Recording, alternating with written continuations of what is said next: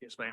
All right, ladies and gentlemen, I'm going to call us to order. I have 5:32 on my clock, so I do like to be timely. So, calling us to order. Thank you, everybody, for being here today. We appreciate it. First order of a business tonight is the approval of the agenda. It was emailed to all of us. I believe we also have a hard copy here in front of us. So I'm assuming everyone's had an opportunity to look at that. Does anybody need any more time to look at that? Any of my committee members? Yes, Madam Chair, I asked that we add a public comment period, Thank you. please. Thank you for reminding me about that. Can we do it after the approval or should I do it first? You can do it, I think, after the approval of the agenda. Okay. All right. So if everyone's had a chance to look at the agenda, we need someone to move to approve it. Last meeting. Madam Chair, I move that we accept the agenda as written. Madam Chair, I second that. Thank you.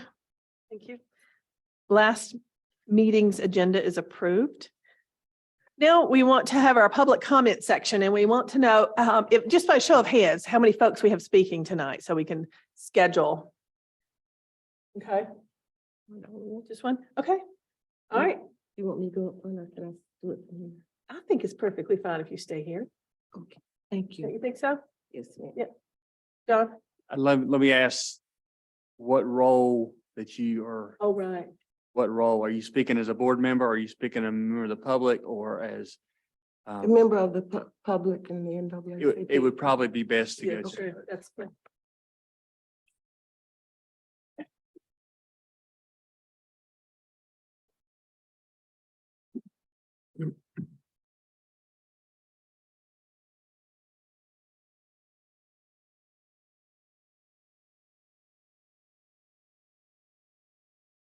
Good afternoon. Thank you, board members, for allowing me to speak. I would like very much to set the record straight about the DEI board. There has been misinformation about hiring a consultant firm and the city. The city was approached by the Henderson County NAACP about 2.5 years ago on looking at the possibility of hiring a DEI manager. We met with Mayor Vogt, Mr. Connett, Mr. Miller, and a few community leaders. After many discussions, we all agreed on hiring a firm as for making it a success. There were several applicants, but only one was chosen. Having someone from the outside looking at the whole picture seemed to be a way of not being biased. This decision is working, and I see a brighter future for my hometown. I would like to thank everyone for shifting to a new vision, even those that seem to think of this change as being frightening. When a group of individuals who have had the pledge of enjoying a privileged life, it's hard to be willing to let others be a part. I get it. I understand why you're so angry and defiant about change. I was deeply saddened and offended that one individual had to use race to make a point using organizations like the NAACP, SNCC, SCLC, and the Black Panthers. Let me know what your real motive was. You only cherry-picked facts that made you feel comfortable, but that's all right. Using the tactic, conquer and divide, will no longer be an effective tool. So I say to you, join us as a board member so that you can have a voice. If you can't be part of the solution, then stop being the problem. I was raised to love everyone, even those that hate me or don't understand me. Thank you.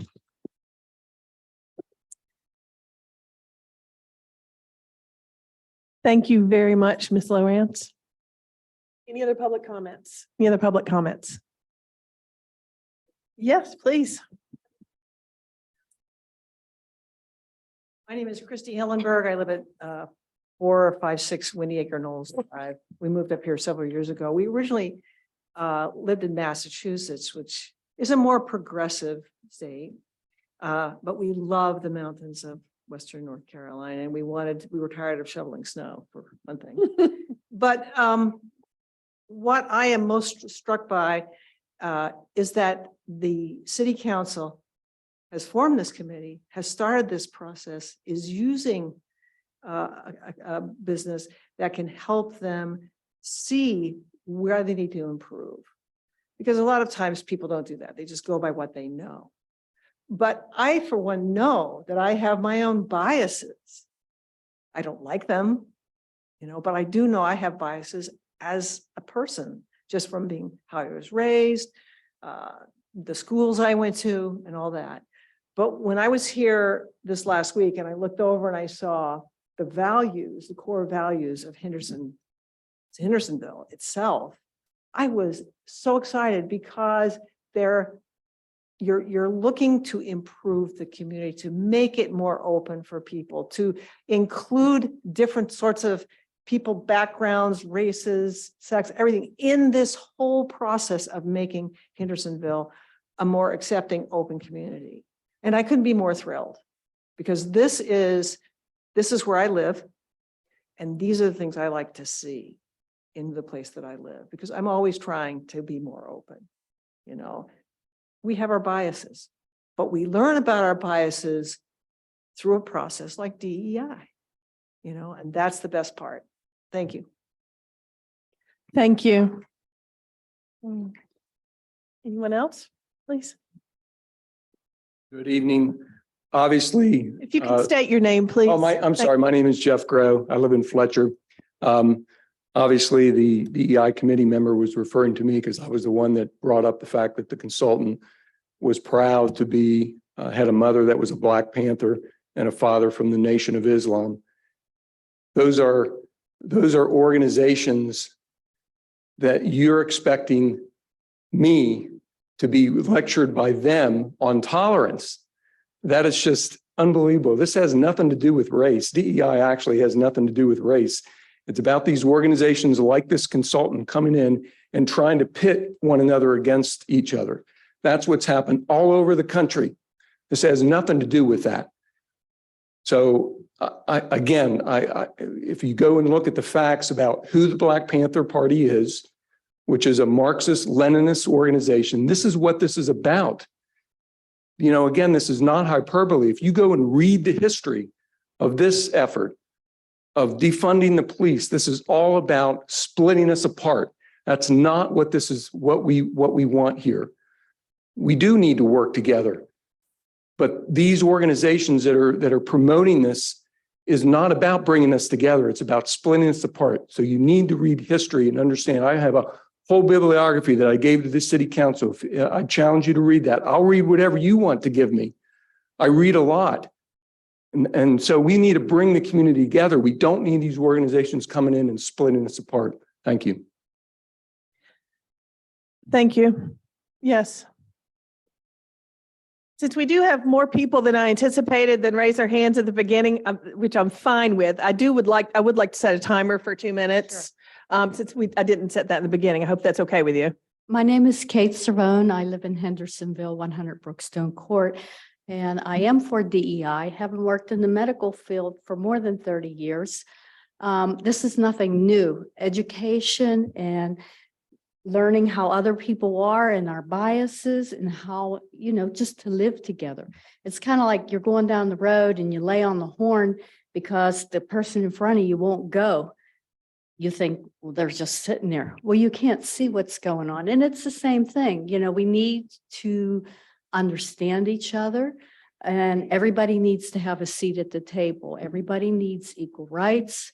I don't think DEI is splitting us apart. I go back to the education I had working at the hospital, and I think, these things really opened up my eyes. And like Chris, my friend, said, she has biases. We all have biases. It's human nature, but we need to learn to overlook them and see each other as a human being. That's all I have to say. Thank you. Yes. And we'll set the clock again for 2 minutes. Hi, my name is Lee Lupton. I live in Hendersonville, North Carolina. I originate from New York. And I want to just be sure that I'm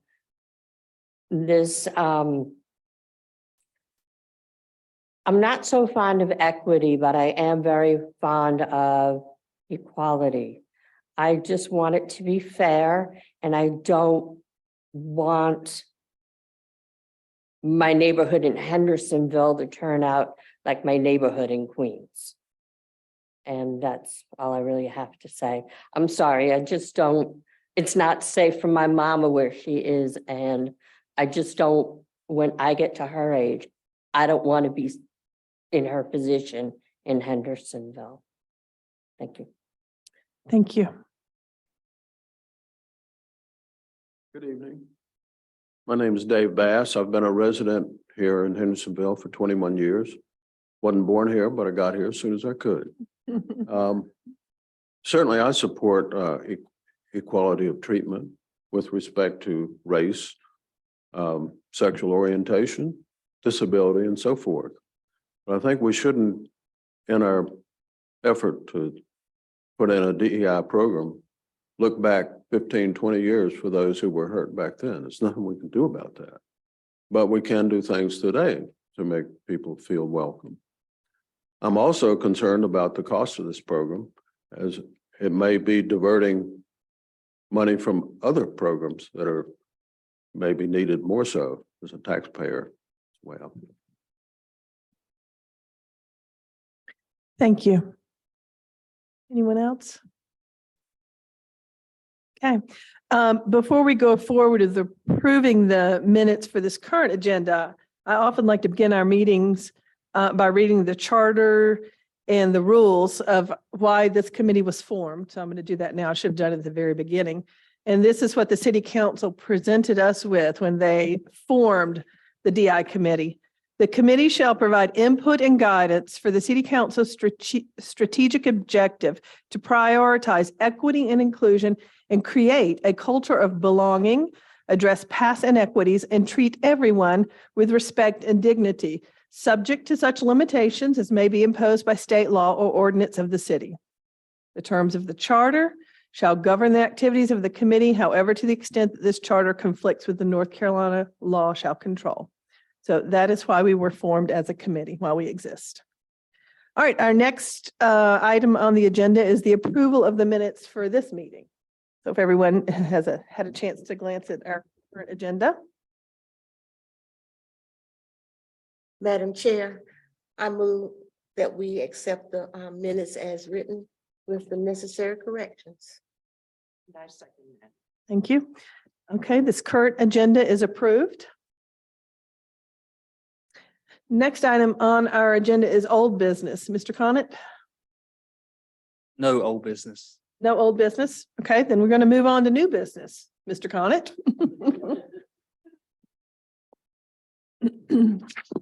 Thank you, Madam Chair, members of the committee. I have previously submitted a copy of the strategic plan that was prepared by Akira for your review. It's in your agenda packet. At the prior meeting, we also had Ms. Greer came and did an overview of the proposed plan. So we've had that. Also, the plan has been available on our website, and it continues to be for the public. If the public has not reviewed it, I encourage you to do that. I thought I'd take a little bit different approach, if you'll bear with me, a little bit of personal privilege as we go over the review and discussion regarding the plan itself, because I think the plan, and as Ms. Lawrence mentioned, this committee and the work that we're doing came out of a smaller group of community members and the mayor and a former council member, a discussion following the George Floyd murder. And the conversation really came about is how can we bring the community together? And this plan, while it has, I feel like it's gotten caught up into lots of national rhetoric on both sides of the aisle, I'll be frank with you. And I'm going to hope my plan tonight is to offend everybody in the room. Because I think it's important that I do that, because as city manager and as the chief operating officer and leader of our staff organization, I do answer to the mayor and the city council. Those 5 people hire and fire me at their discretion. So, but I felt like it was an opportunity for me to to take this plan a little deeper and talk about how we got here and why we're here, and tell you what I've learned in this process, which I think was the ultimate goal of the original formation of this committee and of the original group of folks that sat down to come together as a community following the tragedy of George Floyd. So let me bear with me a minute, and I'll take a little bit of discretion, and I'll apologize in advance because I will offend everybody in the room.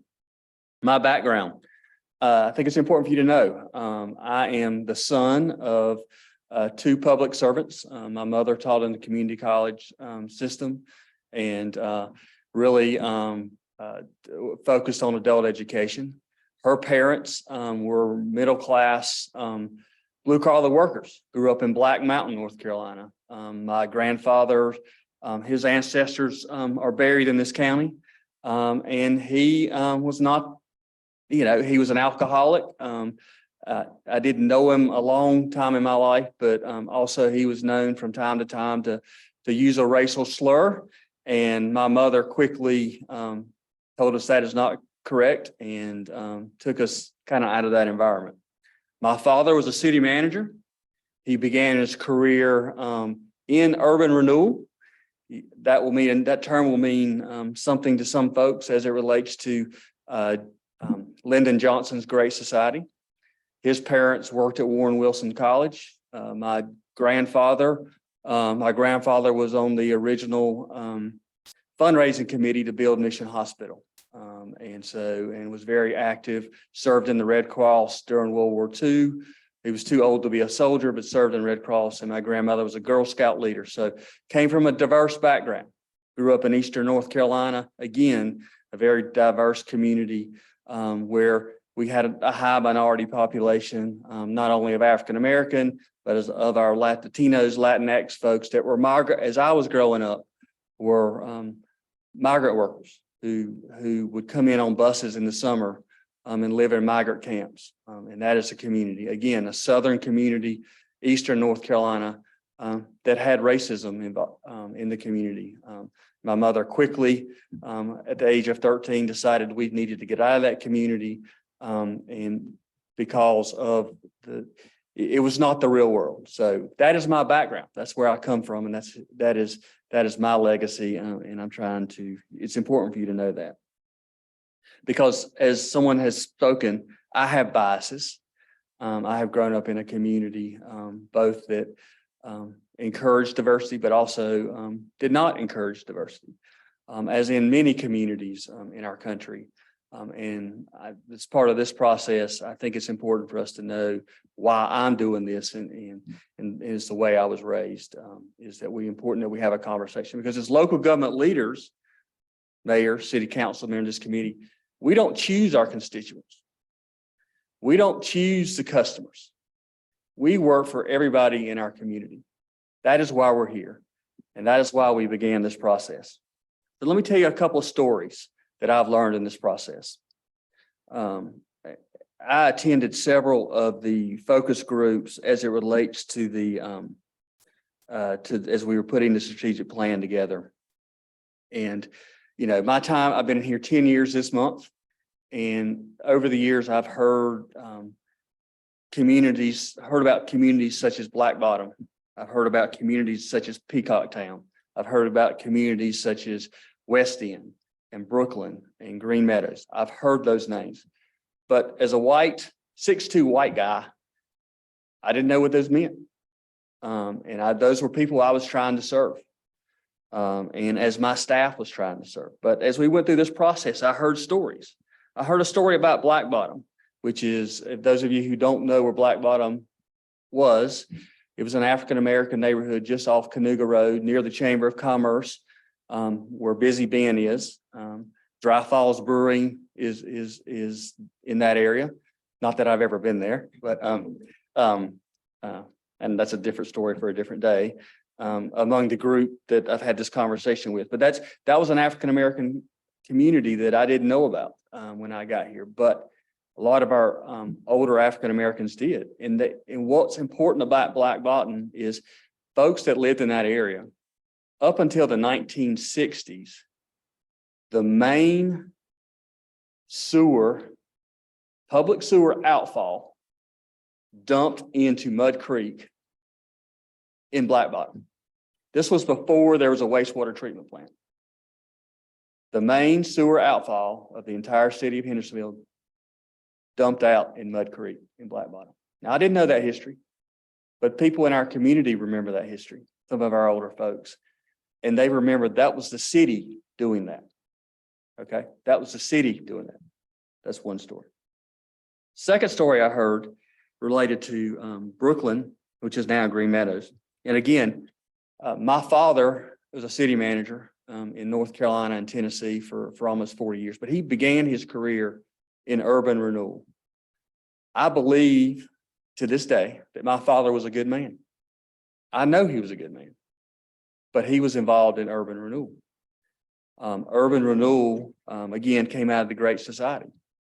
Urban renewal was well-intended, but what we found out, fast forward 50, 60 years, is that what urban renewal is, it destroyed low-income minority communities. In North Carolina, it was predominantly African-American. In other parts of our country, it may have been Latino, it may be Chinese, it may be whoever. But in North Carolina, it was predominantly low-income minority. It was a well-intended program, and the program was that we were going to take an area. The government was coming into a community, and we were going to make it better. We were going to take an area, we were going to take property through eminent domain, take property, remove structures that the government thought were substandard, the community thought was substandard. We were going to add water and sewer, but then we were going to also displace people.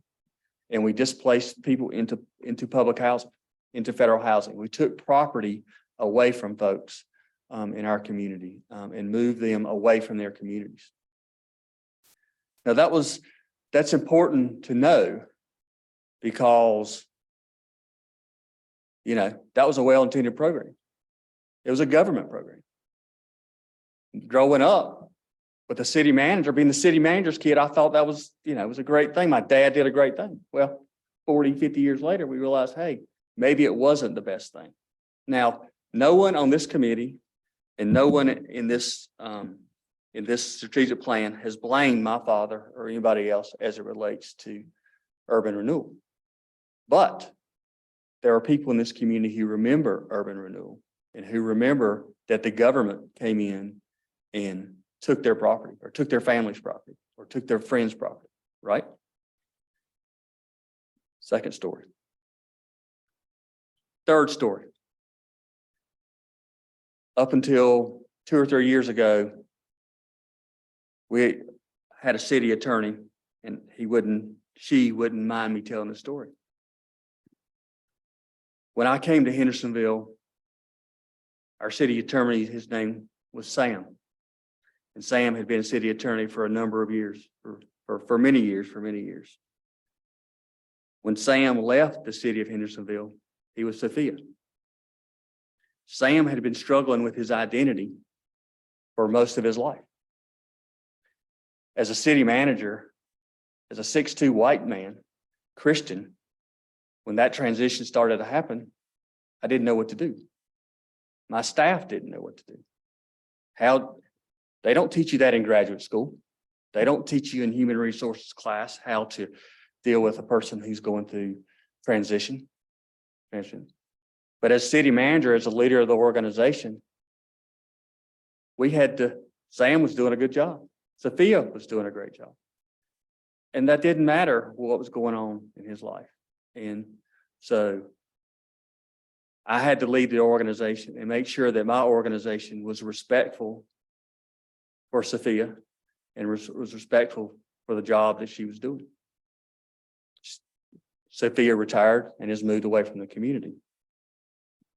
That's my fourth story. And then finally, tell you, we've heard the term about lowering standards. I've talked about blame. We've talked about lowering standards. Talk about the hiring of a police chief. Hendersonville, prior to my arrival, had for almost 28 30 years, had 2 African-American police chiefs. The community was proud of the 2 African-American police chiefs. Both of them still live in the community, Donnie Parks and Herbert Blake.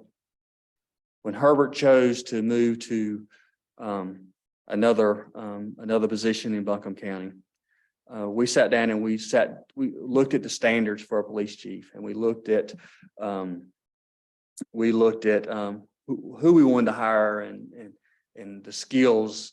And many folks in our community want us to make sure we had a diverse group of candidates.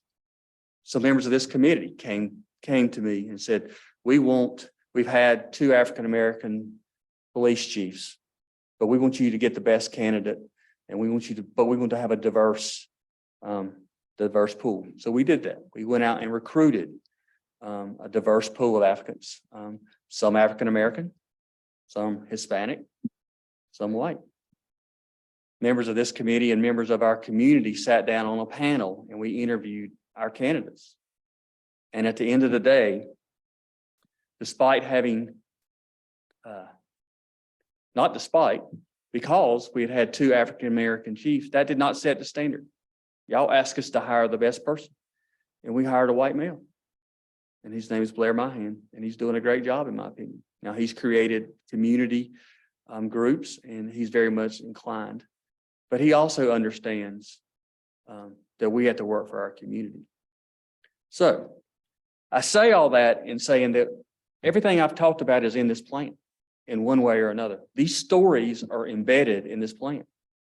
This plan is about how our organization interacts with our community. This plan does not talk about lowering standards. This plan does not talk about reparations. This plan does not lay blame on anybody, because it very well could have.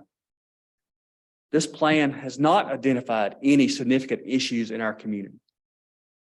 What it has done is it has established a set of guidelines that our organization will follow, and that we work for our community. We work for our citizens. We don't get to choose who our citizens are. We don't get to choose who our customers are. This plan, these guidelines will establish that, hey, our website needs some pictures, needs things that folks who may not have formal education can get to services they need. It may provide guidelines that, as from an HR perspective, that we're making sure we're recruiting and developing a diverse applicant pool for every position. That Billy Bob's and Mary's brother and sisters aren't the only ones getting interviewed, that we're interviewing. It is going to provide guidelines for our HR department as it relates to folks that may be transforming, maybe transgender, so that they get treated equally throughout our organization, despite all of our different perspectives. It also will provide guidance and teaching in our organization that folks that are devout Christians can function and perform in our organization, and we will respect them. We have to work together. If there's conflict, we will deal with it. That's what this plan is about. This plan is not about hate. It is not about national rhetoric. It is about what is best for our community. So I'll be glad to answer. I can go on and on, but I'll be glad to answer questions about the plan. It has received a lot of media attention, Madam Chair, but I felt like it was important for me to give you my opinion. If I offended you, you're welcome. But I thought it was important to tell you why we started this process, why this committee is here, because again, we interact with the public. And one other quick story I forgot as I was talking about the Black Bottom and the Brooklyn story. And I think it really is pertinent to the Brooklyn. We have a piece of property in our community that is owned by an African-American couple. And the property sustained a pretty significant fire. It was damaged pretty significantly. it's not livable. And unfortunately, under our code enforcement process, we had sent condemnation letters to remove the structure, either repair it or remove it. Those, that husband and wife couple, they were older, African-American, never responded. They would not respond after multiple approaches. And finally, we had to send one final letter to say we were going to condemn the property. They hired a local attorney, and we have been working with the attorney, and that property is going to be sold now and they'll benefit. But we asked the question, my staff asked the question, why did you not contact us? Why did you not come forward? And it was because we didn't trust the government. And so that puts a fine point on why this organization, and I believe and believe in that value that is the council adopted, is that is what this program is about, is for us to have a conversation. And so going forward, this is about having conversations. And this is what is in this plan. I can go through the plan in intimate detail, but I'll stand by and answer any questions, but I thought it was just important. Thank you. Thank you, Mr. Connett. Questions from the committee or comments from the committee? Thank you have- for sharing. Sorry. Okay. Thank you for sharing, John, or Mr. Connett. I don't know what to call you. I know that parts of the strategic plan or the result of this study have been shared with City Council and with our committee. What is the status of that being shared with the departmental heads and the internal organization? Sure. If you could talk about that a little. Sure, absolutely. So the plan is available. It has been distributed internally, but we're also, as part of the remaining portion of this Akira's contract, is will be having kind of internal focus groups or internal groups just to talk about the importance of what's in the plan as a guide, and really just to continue that. It's going to be an ongoing conversation, but one of the main focuses, particularly as it relates to our public safety and our operational departments, the folks that are really outward facing, that are in the public. So that's the next plan, is to do that, but we'll also be out in the community, and I'll talk about it in a minute. So. Thank you for sharing that. You showed some courage and bravery when you came to, a few of the community meetings that we had. And it gave you a different insight. And I would encourage, the members that are here, the community that are here, that when we start to have these more conversations, that they come. Because you have a different perspective on it, because you've been through it, or you were part of it.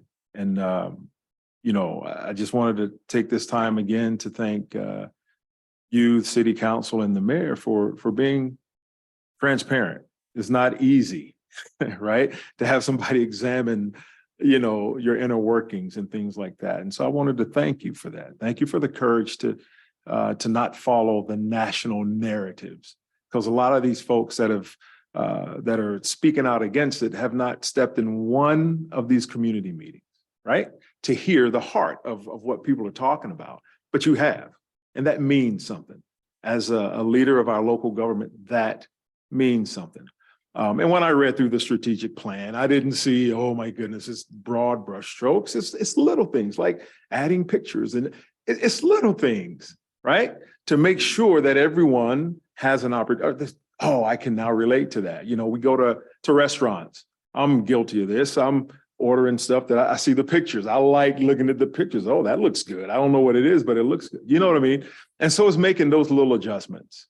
But thank you for being transparent. All the department heads opening up. I'm a police chaplain, and I go and I talk to the chief regularly. I'm like, hey, chief, how you holding up? Tell me your perspective on what you're seeing with this independent firm coming in and asking and poking and prodding.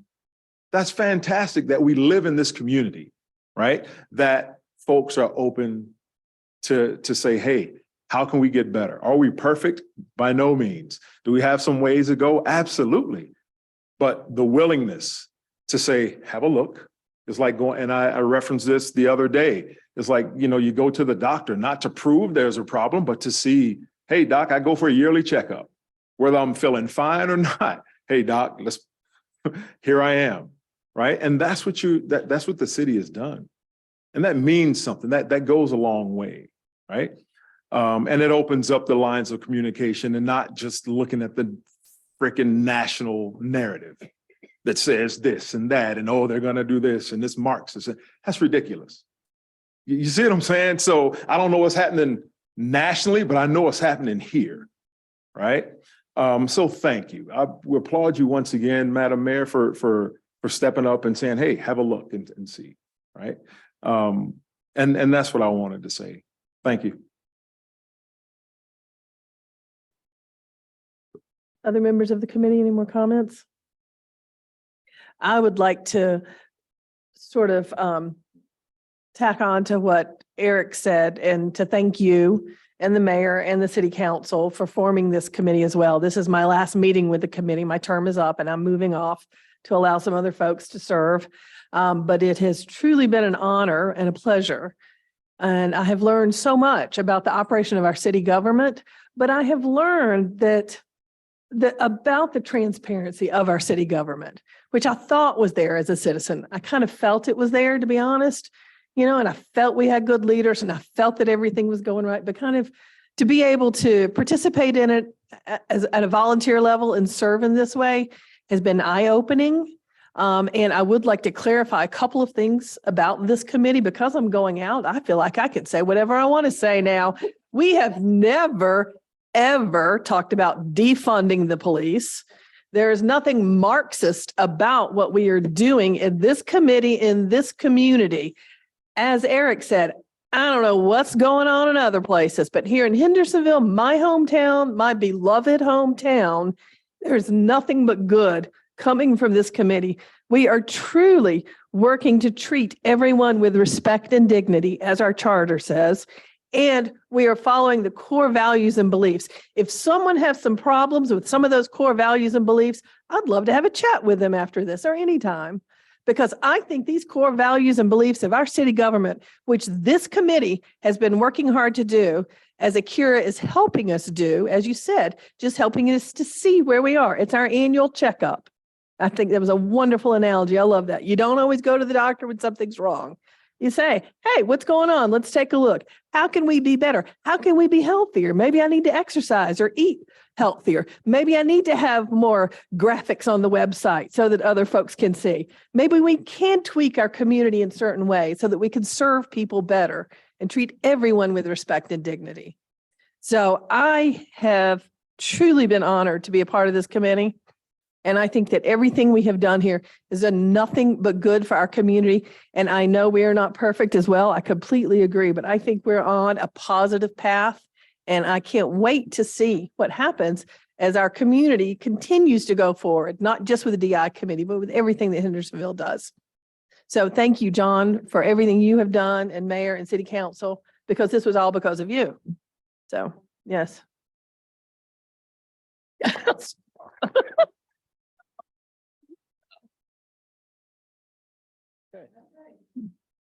John, anything else on that item? No, just one, no, I can move to item B if you'd like. Yeah, go for it. Fine. Let's I do don't have it. a lot of information, just I want the public to know there will be community focus groups. We are going to go out in the community to places of worship we're still looking for a couple locations. Nancy, I need to talk to you before you leave. But just an opportunity for the public to come together and to continue to have a dialogue, to have a conversation in our community. That's what these community focus groups that will complete the contract with Akira this summer. We'll be doing it in the month of June, July, and August. Have some in city facilities, but also we want to get out into the community. So stay tuned for that. We'll be publishing those and inviting the public to attend. Again, it's about community conversations. And just for the record, those of you who were not here at the beginning when we hired Akira, one reason we hired Akira is because they have a diverse group of staff members who work for them. including, a white Southern Christian man who will be here and who will be part of the conversation. So that is where we're going forward. So just wanted to let the board know that that's the next step. The council, we've got this. We're going to start using it as guidelines to make small changes and tweaks here and there, but also and then we're going to be out in the community having conversations. So that's our plan going forward. And could I just ask, where would people find it on the website? I admit I was looking earlier and I couldn't find They're it. not scheduled yet. No, the It's not strategic plan. the strategic plan. Oh, I will ask the person who does that to step out behind the wall. As of now, it is under the Diversity Equity Committee board posting. So people can go to the website and go to our board and commission tab. And right now it's nested under y'all's committee where your charter is. There's a link there. That's where we posted it so far, but we can definitely expand where it's located. Want it more prominent? We'll make it. Yes, ma'am. We'll be glad to do that. I agree. That does seem a little buried. Yeah, that'd be nice. Will do. We'll be glad to put it front and center. Thank you. I see nothing else on the agenda. No, ma'am. Anyone else? Yes, please.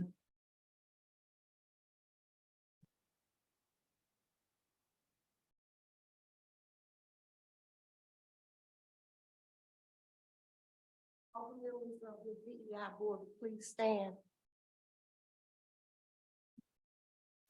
On behalf of the DEI board, we would like to thank Mrs. Jennings for her chairmanship. I remember when we were organizing and I nominated you for chair, you were reluctant. I shouldn't be the chair because I'm a white woman. My reply was, the more reason you should be, because not only are you a white woman, but you are of the Jewish faith. It has been a pleasure working with you and getting to know you. We wish you all the best and pray that you and your family will find peace and happiness. Once again, thank you, our friend.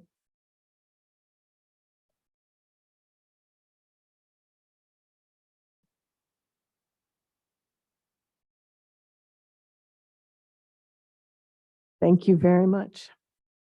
I think I will call for our adjournment now because I'm schwitzing. Okay, we are adjourned. Thank you, members of the public, for joining us.